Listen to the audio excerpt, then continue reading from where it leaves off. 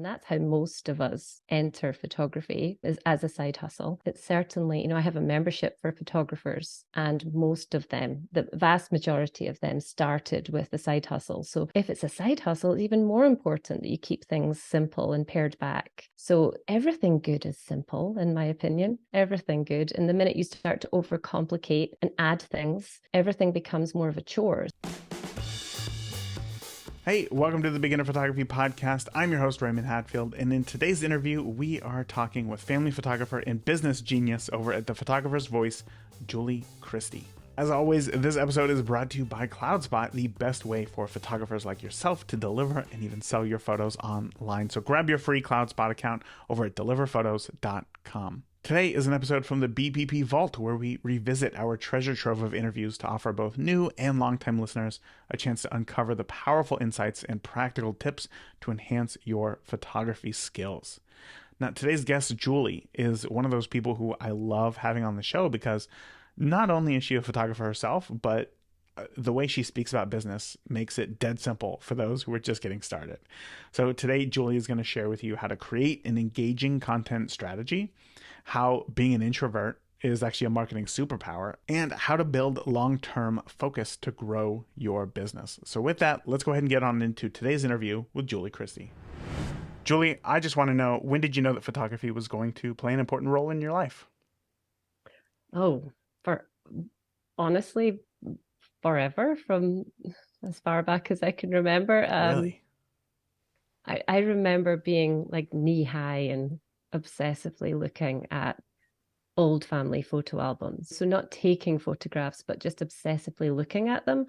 It's always been people for me. So just being absolutely transfixed by the people in the photograph and imagining what was going on around them, what their lives were like, who they were, all of that. It's always been people for me. And I can still to this day look at an old family photograph for like an unnatural amount of time.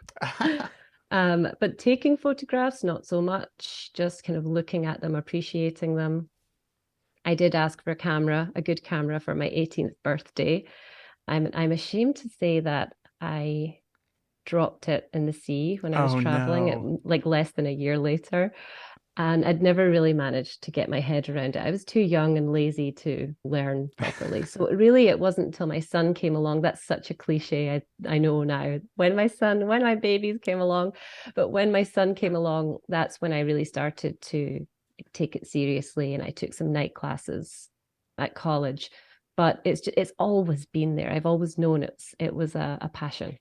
So why do you think you waited until your son was born to really explore this? Laziness, like resistance to what it took to learn. Mm. I think I had to mature a lot because it takes patience, right? To Mm-hmm. actually learn everything you need to learn and to keep going at it. I think that's the thing, that's the persistence, the tenacity, the fact that you are really quite crap for quite a long time. Yes. So I think I had to mature a little bit before I could actually keep going and stick in with it, before I had the grit, Mm-hmm. if you know what I mean. Yeah, of course. I'm always interested because I feel the same way looking at old family photos. My father passed away when I was just a few months old, unfortunately. So all Oh, that I I'm so have of sorry him to hear that. is old photos. Thank you. And especially like when my mom and dad got married, I look at those photos, and those were from the mid 70s. And I think it is such a foreign time. I was not born in the 70s, and yet I look at these images and it just seems so captivating. And like you said, you look at these images and you imagine what was going on around them. You wonder why everything was so brown, and what their lives were like as well. And I Yeah. think for me, I got into photography pretty early. I think because of that, because it was so interesting to me. Were you When it came to like those early days, were you using like a point and shoot? Was there anything like that before you got the nice fancy camera when you turned 18? Oh yeah, like disposables. Hmm. Yeah, exactly. I always had a disposable somewhere. They were awful, weren't they? They weren't the best. Yeah, no. They were fun, but like 80% miss. Oh, yeah, on a good But yeah, day. there was always a camera. I always had a camera. So when it came time to just taking photos of whatever, did you find that you were taking more snapshots, or looking back, do you feel like those photos were taken more with intention than just a snapshot? Honestly, truthfully, until I took it seriously, when I was late 20s, so that's when I started going to classes, I would say snapshots. Hmm. I don't, I think again, I've always been really hard on myself, my own worst critic. So anytime I did try to take something intentionally, I was always really disappointed with it, Mm. frustrated. So I would always just revert back to snapshots. And that frustration, I used to allow myself to be frustrated. And then I decided, no, no, I'm fed up with this. I want to really know what I'm doing. So until I felt like I knew what I was doing more, I resisted trying to take these intentional, gorgeous images because I was never happy with them. I'm one of those people. Okay, well, now that you have the experience, when you look back at those photos, what do you think it was from a technical standpoint that you were so frustrated with? Not understanding light, Mm. genuinely not seeing it the way that I can see it now.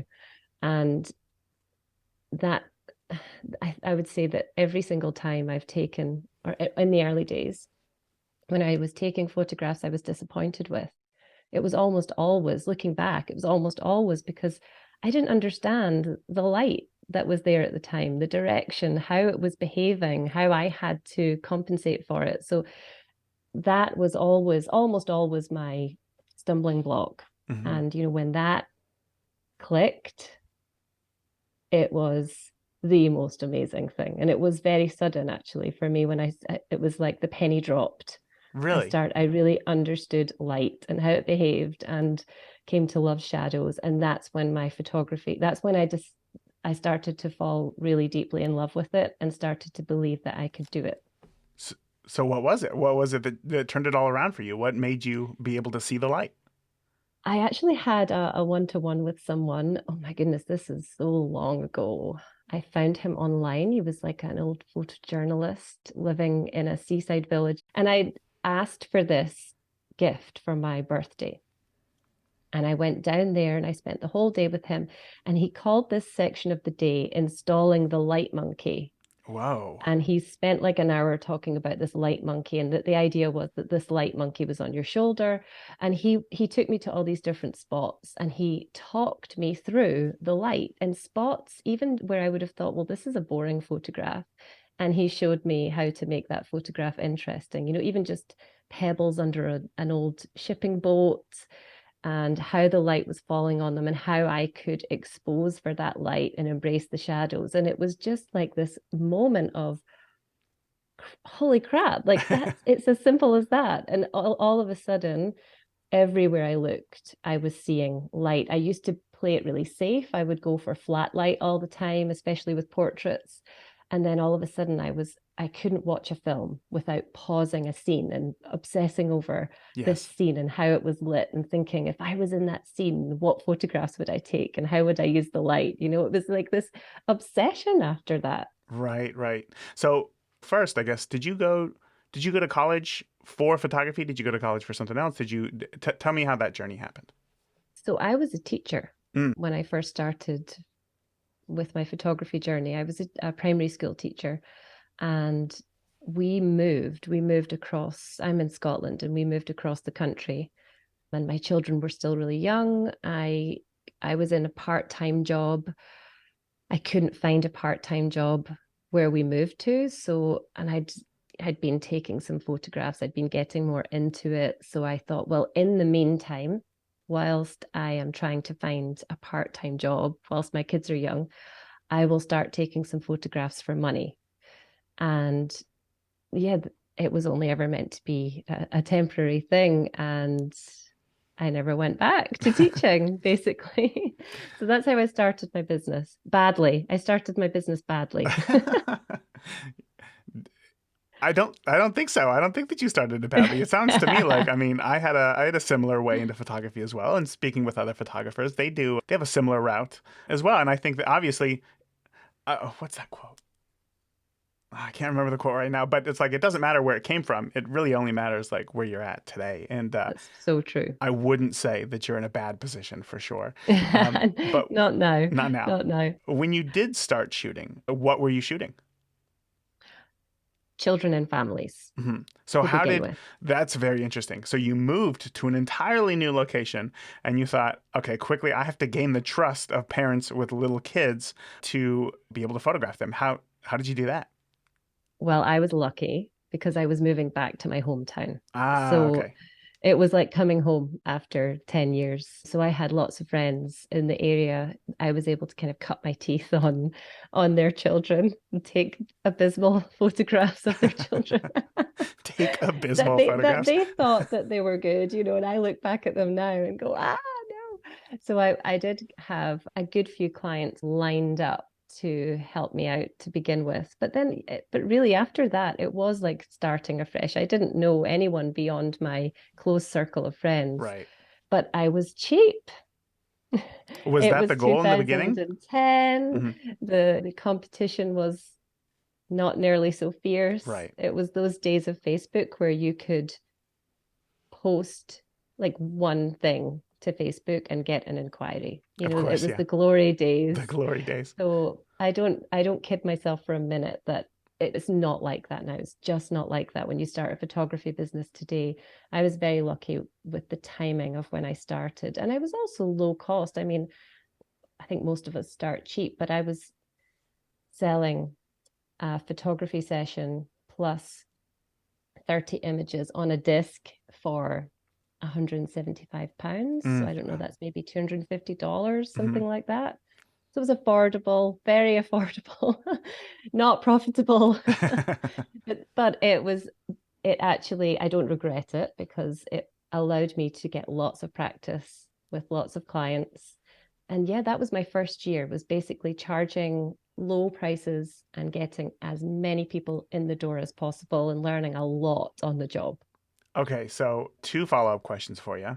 First, when you look back at those early photographs, what are the things that stand out as like amateur mistakes?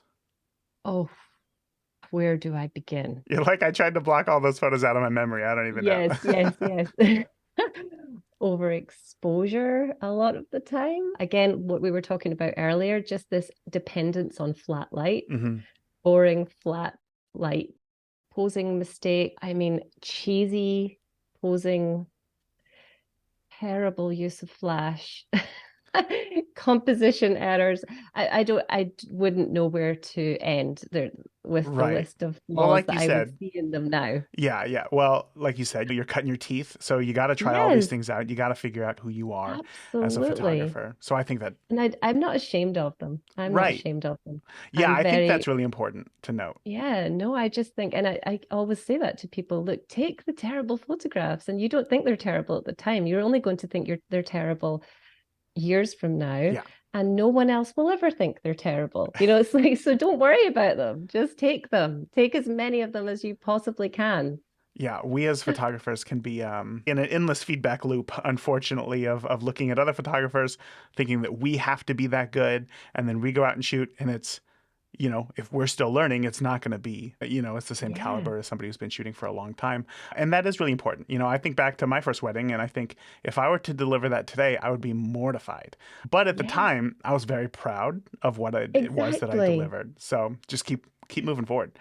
Because with your skill, as your skills developing, your eye is developing too. So the eye that you have for photography in those early days, it's not so well honed either. So No. you're looking at your photographs and you're proud every time that you improved. So yeah, it's just the journey. I'm not ashamed of them. I laugh at them and sometimes I cringe a little bit, but I'm still proud of that. That's part of my journey. I would never hide from them.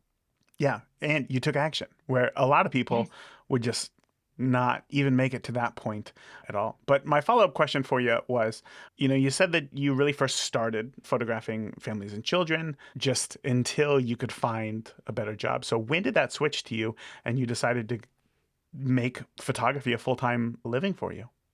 So there was a turning point a year later. So I was very busy, like I said, with being so affordable and with just the timing of when I started and that kind of access to early Facebook business pages and things. So I was very busy for a year. I had a 3-year-old and a 1-year-old. It was a busy, busy time. And I was kind of burned out at the end of the year. So I thought, well, I could either go back to teaching, or I can look at this business model of mine and see if I can change it. Because what I had happened was I sat down to do my books, which I had never even looked at in a year. And I realized when I added everything up, I realized that I'd been working for less than minimum wage here in the UK, considering the hours that I'd put in. And I thought, I've just spent so much time away from my family and burning the midnight oil that this can't continue. I'd made money, but it wasn't worth it in terms of the time. So I had this decision to make where, okay, I either really start to learn to understand business and marketing, which I didn't. I was just totally winging it all the time. So I either do that and build a really exceptional business I can be proud of and that's profitable, or I go back to teaching. And I obviously chose the former, but just to dive into business and marketing. And when I did that, within 6 months of really, I would say, being consumed by that and learning everything I possibly could, I was more obsessed with marketing than I have ever been with photography. Marketing is now 100% my passion, and photography is not, which I'm ashamed to say that in front of you. No, not at all. Not at all. Well, because marketing gives us a way to do more photography. So I don't think that's a bad thing. Yeah, absolutely. Yeah. So well, I've quickly found that the marketing was what I was loving more than anything. I was driving back from sessions and I just couldn't wait to get home and think about what I was going to do with the photographs marketing wise in order to grow the business. So I found myself not looking forward to the sessions so much and looking forward to my time at the computer. I thought, wow, this is weird. Wow. I never thought this would happen. Yeah. Especially because it feels so creative to get out there and shoot with your camera and take these photos. And then when you get back in front of the computer, it feels much more analytical, at least in my brain. It doesn't feel as creative. Do you feel it feels the same way to you, or does marketing feel more creative? I think marketing is one of the most creative things you can do. Oh, wow. If you can switch your mindset to being creative with your marketing and thinking of it differently, you can have as much fun creating a marketing campaign if you allow yourself. I mean, I'm not saying everyone would, but I think a lot of creative types, and us photographers tend to be creative types, a lot of creative types, if they allowed themselves to see it that way and give themselves time to practice marketing that is fun for them to do, enjoyable for them to do, they'll see that actually designing and creating a marketing campaign is unbelievably exciting. I feel like seeing how the pieces can be put together can feel very creative and bringing everything all in one, and especially seeing results from it. But I know that a lot of the listeners, this podcast is called the Beginner Photography Podcast, and many of the listeners are still going from 0 to 1. They're in that phase, perhaps where it's like they like photography, they've always felt creative, but like you, maybe they're just getting started out in photography and they think, maybe I'll just try to make a few bucks. Maybe I'll use it as a side hustle, which is now a term, which it wasn't really 10 years ago. For those people, I feel like there's a lot of pressure to be put on them as far as like, you need to go hard, you need to be everywhere, you need to do all these things, right? Yeah. Is that the case, or can we start smaller? Oh no, we can definitely start small and simple. And I would never advise anything different to someone, especially, you described it as a side hustle, and that's how most of us enter photography, as a side hustle. I have a membership for photographers, and most of them, the vast majority of them, started with the side hustle. So if it's a side hustle, it's even more important that you keep things simple and pared back. So everything good is simple, in my opinion. Everything good. And the minute you start to overcomplicate and add things, everything becomes more of a chore. So, I always ask myself, how can this be? I think it's Tim Ferriss. This comes from Tim Ferriss. What would this look like if it was easy? And how can it be made simpler? And instead of adding things, just what can you take away? Ask yourself all the time, what can I take away to make this easier? And actually, you find often that the more things you take away, the better your ideas in business become. So yes, starting small. And you said you have to go hard, you have to be everywhere. That's definitely not my experience, and I would never advise it. It's just the road to burnout, and it's the shortcut to hating your business Mm. and giving up. Hmm. It So doesn't then, work. what is the simplest way to get started in marketing? In marketing. Oh, wow. Okay. Well, let's if it was specific to photography, Yes. I would say understanding that marketing is connection. So when you think about your photography, especially if you are a portrait or a wedding photographer, and that's really the people that's my niche, that's who I help, so I always go there. But if you think about a lot of other photography too, it's how that photograph, you're thinking when you're creating it, you're obviously you want it to be amazing, but you want it to have impact, right? That's the big thing. Yes. You want people to see it and stop and take it in, and that's about connection. That's connecting with the viewer of the photograph and making it meaningful for them. And the more meaningful it is to them, the longer they'll spend with it. Marketing is exactly the same. It's all about connection. And when you see it as a way of connecting with someone who's just like you, who wants to hire a photographer at some time in the future, maybe not right now, but at some point, then you can create this photography brand with a personality that is almost indistinguishable from your own personality. Hmm. And if you want to love your business, that's what you do. You create a brand that has the same tone of voice as you, that has the same personality as you. So when you are putting your stuff out there to the world, when you are um, sending images out to social media, for example, with a caption, or you're creating a little video where you're speaking to your audience, you are doing it with your own voice, with your values shining through, with your sense of humor shining through. You're not hiding behind this um, impersonal kind of corporate identity. You're Hmm. just saying, this is me, loud and proud. And what happens when you do that, when you allow your brand personality to be your own, is over time, people who have come into contact with you in your business, they start to really warm to you. Like you make them smile, you have the same values as them, the same opinions as them, that they start to trust you, they start to enjoy your stories.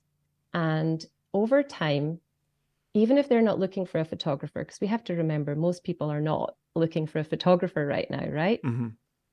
Over time, when they do need a photographer, there is like no question of who they're going to hire, because you have become almost like a friend to them. They're somewhat, and photography, especially portrait and wedding photography, is one of the most personal services you can buy. It is hugely personal. So this someone who's price shopping, let's forget about them, but the person who is looking for a photographer and it matters to them, the photographs they're going to get matter a lot. There are so many good photographers now, so many. You can't compete on price. You can't really even compete on quality of photography these days. It's almost impossible. The only differentiator you have now is your personality and the Hmm. connection you have with your audience, because that is what will make them decide to buy from you, even if you're a bit more expensive. Hmm. They're like, I'm going to save up because I want Julie. Right. I'm going to wait 6 months because I want Raymond.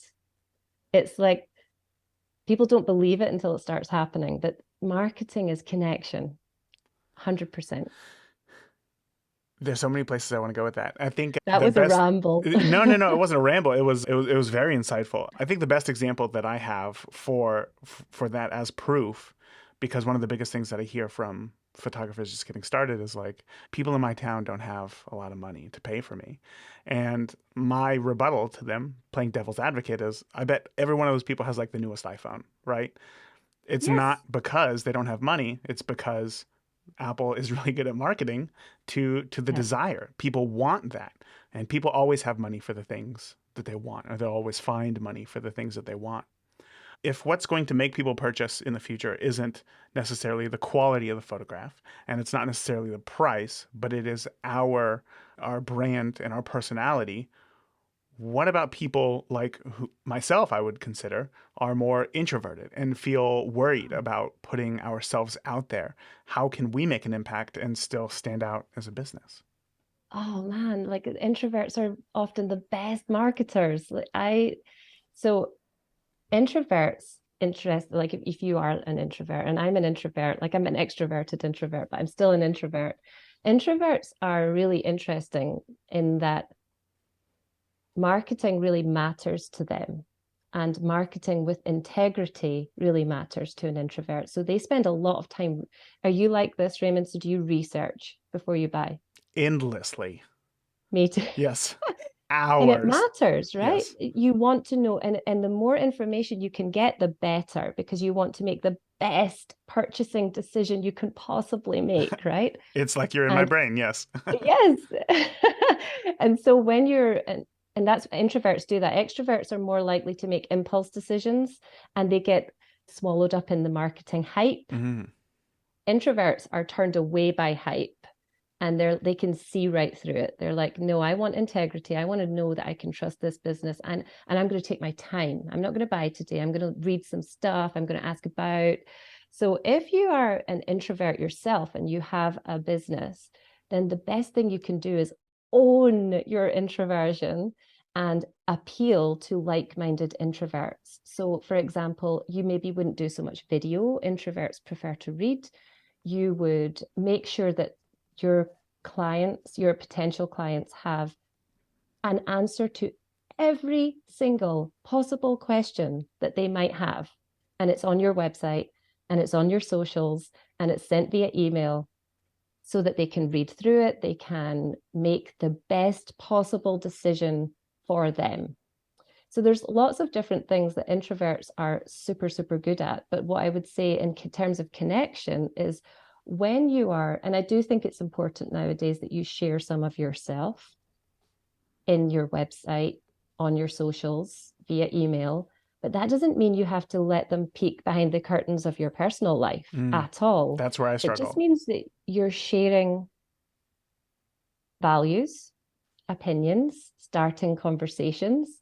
You don't even necessarily have to share your face, although I would definitely advise you to now and again. But it doesn't mean you have to allow them a glimpse into your private life. It's Mm. just sharing like-minded thoughts and feelings and information with like-minded people. So sharing that you are an introvert is really important. And a lot of introverts are quite deep thinkers, and when they write, that comes across, it comes across how much they think and how much they care and empathize.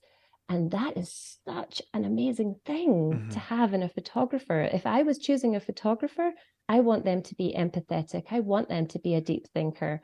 I want them to have imposter syndrome. I want all of those things because that means they really care about me and they're going to really do a good job for me.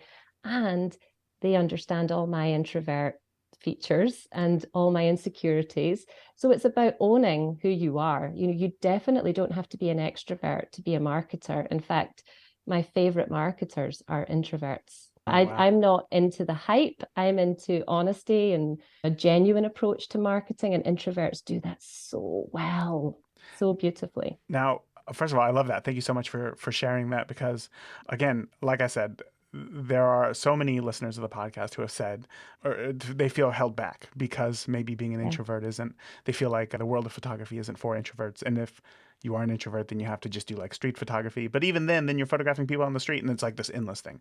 So that was, I think, a great way of breaking it down to figure out how we as introverts can share things online and make an impact.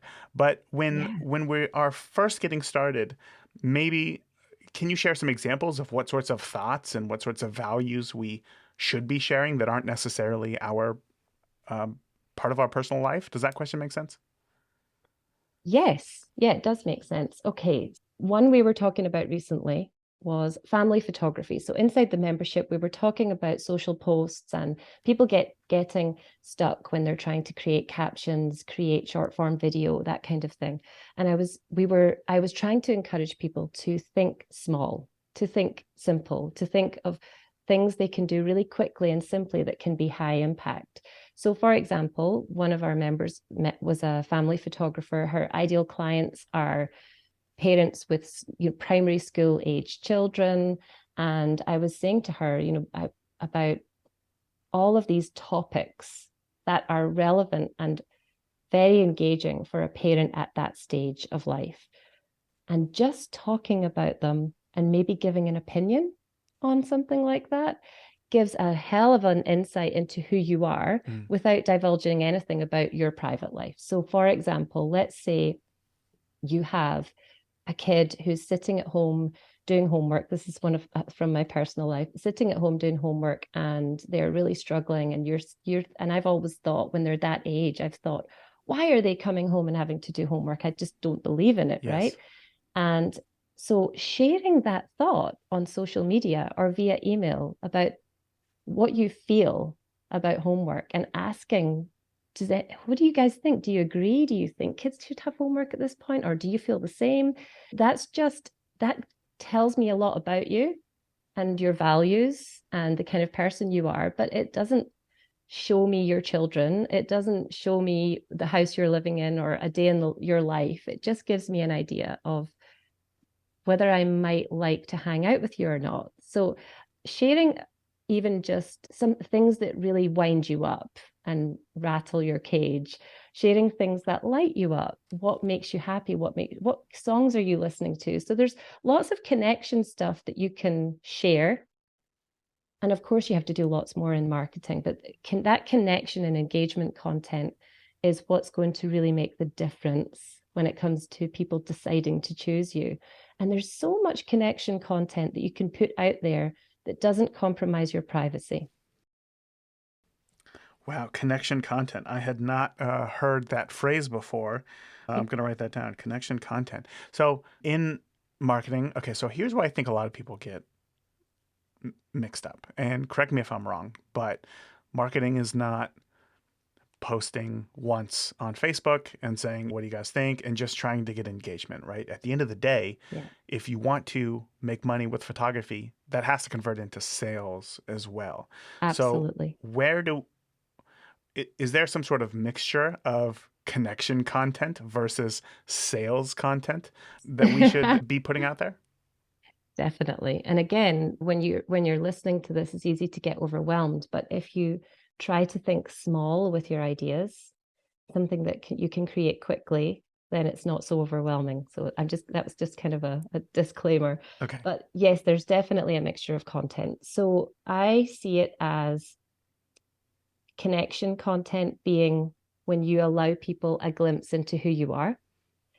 And again, it doesn't have to be your private life, just especially, really importantly, your values, what's important to you, your sense of humor, huge. Allow them a glimpse into that, your nerdiness, all of these things. These are the things that people go, that's like me, what you find funny, all that sort of stuff. That's your connection content. If you are in like a visibility phase of your business, so you need an audience, you don't really have anyone watching your stuff, the only person on your email list is your auntie. It's like that. We all start there. Mm-hmm. So that's like a visibility phase for your business. And it's the connection and the engagement marketing content that's going to build your audience, because that's the stuff that people can easily engage with. And generally, you'll put that out on social. You tend to keep that for social media. And if you're in a visibility phase, you'll kind of veer towards the connection, engagement heavy content. And that's the easiest stuff to create. It's really simple. It's when you're starting conversations, you're allowing them a glimpse into you, you're asking questions, that kind of stuff. And a lot of the time, you're using your photographs as the images or the videos to go with it. But in the caption, you're maybe talking about something else. So that's your connection, your engagement stuff. But you also might be in a visibility phase in the lead up to something big. So let me give you an example. Let's say you are a photographer. I'm going to say a family photographer again. And at the moment you have some work, you're busy. Maybe it's your spring family sessions and everyone's been getting in touch and you're busy with shoots. So on social at that point, it would be a good idea to be in a visibility phase and just chuck out some really easy connection and engagement content with some photographs, right? Getting your audience up so that people are smiling when they see your stuff. It's easy to engage with. They're like, oh, I like this person. This is great. Because what might be coming up is a time where you need to sell. And when you create, so the other types of content are like authority content, and that's when you're showing your expertise. So you are making sure that the person seeing it, reading it, is thinking, whoa, Raymond knows his stuff. If I ever need a photographer, he sounds like he's the go-to guy. He really understands his craft. He seems like he's the authority in the area. So you want to be creating authority content as well. That's always the meatier stuff, takes a bit longer. So helpful hints and tips, for example, but not generic ones, ones that people go, oh, okay, yeah, that's really cool. Like, so authority content can be, there's so many different things you can talk about, from what to wear, ideas on what to wear, wedding bouquet inspiration, or even just how to take a certain shot with your iPhone. So many different things, a million ideas there. And then you have your promotional content, which is literally when you're saying, buy my stuff. And that has to happen. So it depends on if it makes sense, it depends on the phase you're in your business, the cocktail, the mixture that you would do. Yes. I tend to be in visibility mode a lot of the time. And then if I'm building up to a campaign, I'm like, right, let's chuck lots of visibility stuff out there, let's get lots of views, lots of engagement, because I'm about to release some authority content and promotional content, and they don't get anywhere near the traction, of course, of the visibility stuff. So if you're thinking strategically, you are building trust and entertainment and likability with your audience, and then you're saying, but look how good I am at this. Here's some information. I know you're going to need this, but remember, only a small portion of your audience are going to buy. Yeah. So that's why that kind of content doesn't get the same likes. It doesn't get the same engagement, but it gets the sales. So you have to ignore, I always say, when you put something out there, I know we're keeping to social, but it's across the board. When you put something out there that's very much authority content, you're never going to get the same likes as you get with your connection stuff and your engagement stuff. But you might get a couple of messages from it. And that is highly, highly valuable, right? So you have to be expecting the lower engagement because it's got its place. It's really important. And the promotional stuff comes off the back of that. That's when you're saying, okay, let me tell you about my headshot day that's coming up, and you tell them all about it. And then you maybe pop on a few days later to say, guys, this is booking up. I have like 3 spots left. If you want one, you have to move fast. That's your promotional content, where you're literally just saying, you better buy now, get off the fence and buy now. And this is how you do it, right? Yeah. So you need a mixture of the content, especially on social. And you need to be making sure that your website is filled with authority content. That's where your authority content should really live, because that's the stuff, as much as it's not highly engageable. It's a word. It's now a word. Yeah, engageable. I like it. Engageable. Although it's not going to get huge numbers of comments and all that sort of stuff, that's the stuff that makes someone go from, I'm thinking about this, to, okay, you've just answered some really good questions, I'm ready to buy. Like us introverts who need all the information. So the authority content, you really want every question answered and every concern addressed on your website, in blog posts, and even maybe in pages of your website, so that people can find that, and that really moves the needle for you and makes them go from maybe to yes, definitely. And the great thing about putting that on your website is, from one blog post like that, you could easily, after some practice, create 20 social posts that you can then repurpose onto social media. So if you think about it as one piece of authority content, you wouldn't believe how many social posts you can get from that. And if you're creating, when I think about email, so I think about it all as all coming from one piece of content most of the time. And people neglect email whilst they're creating social posts. Now, if you think about maybe 2 weeks worth of social posts, and maybe you want to send an email to your email list every couple of weeks, there's going to be something on your social posts from the last 2 weeks that you could send out to your email list. Maybe a conversation that happened under a thread that was really interesting, or maybe something really surprising that you found out, or just a post that seemed to go wild and people loved it. So why not? I'm going to send that to my email list and direct them to Instagram or TikTok and let them have a look at it and comment on it. So your email, people think that they have to be creating different content for their website, their socials, and their email, when actually it should be the same content, just repurposed to your different platforms, right? Wow. Yeah, that is, I feel like creating different content for each platform is something that is pushed a lot. And the way Yeah. that you just explained it makes so much more sense and makes it feel a whole lot easier as well. But I know that, again, a lot of let's focus on those photographers going from 0 to 1. I think that you just laid out an amazing path there that would help literally anybody who's listening. But for those who are going from 0 to 1, maybe they don't have a website yet and they're just posting things on social. Maybe question one, is that okay just to post things on social? Like, can that get things started? And two, when do we know when it's time to create a website? Oh, I'm good. Big Don't know if you're questions. gonna like this one. So it is okay. Of course, it's okay if you're doing something, then it's okay. But today, not having a website is going to be a problem, Mm, without a doubt. I would say create a website immediately. And but on top of that, I would say don't spend ages creating your website. Put a put a 3-page website out there that you spent a day on. That's more than fine. But just please have a website, because in 2023, it's what people expect in order to gain that trust. And they will always visit your website from social.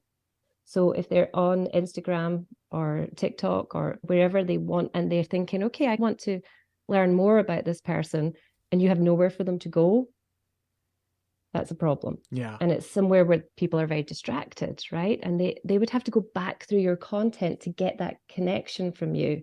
So you really want to come into their world. A lot of the time you'll come into their world via social, but you then want to get them into your world in a deeper way. And that happens on your website. So you want to be taking them to your website and maybe, well, hopefully getting them onto your email list. Mm-hmm. So I would get a website up and running as soon as possible. And if you want to make that really quick, I would just grab a Squarespace template. I would have a home page, a gallery page, an information page, and a contact page. And then I would let it evolve and grow over time. But I would just get it out there.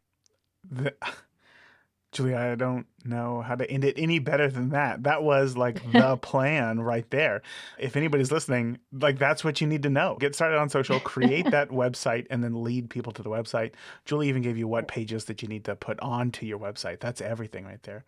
And play the long game. Play the long game. Be the tortoise. Always. Be the tortoise. Oh, Always be the always. tortoise. I love that. Julie, before I let you go, people are going to be interested. They're going to want to learn more about you and what it is that you have to offer. And you shared so much today that I'm sure they're going to be like, I need to hear more from Julie. So, where can we find more information from you online? Where can we find you online? That's what I was looking for. I think I would most like them to find me on Instagram. So they can find me on Instagram at The Photographer's Voice. Again, huge thank you to Julie for coming on the podcast. I had three main takeaways from this episode. The first one is the connection content. So, so smart, showing your personality and values through connection content to engage with your audience is such a great approach. It helps clients feel like they know you, which can be a strong factor in their decision to book you and your services. Photographers really can harness this insight by showing behind the scenes snippets of your work life, sharing personal but maybe not private anecdotes, or even, your philosophy on capturing those precious family moments. Takeaway number 2 was to market with integrity. For those who are hesitant to share too much online, market with authenticity. This genuine approach, I think, is really going to resonate with like-minded people. For you, it's different for everybody. For you, that could mean building your brand around your authentic values and preferences rather than just simply, quote unquote, capturing life's precious moments. And takeaway number 3 is the importance of showcasing your authority. Authority content is crucial for conversion. Even though it may not, rake in a ton of engagement, it establishes you as a knowledgeable expert, which again can be helpful for potential clients who are considering who to trust. So again, lots of takeaways here.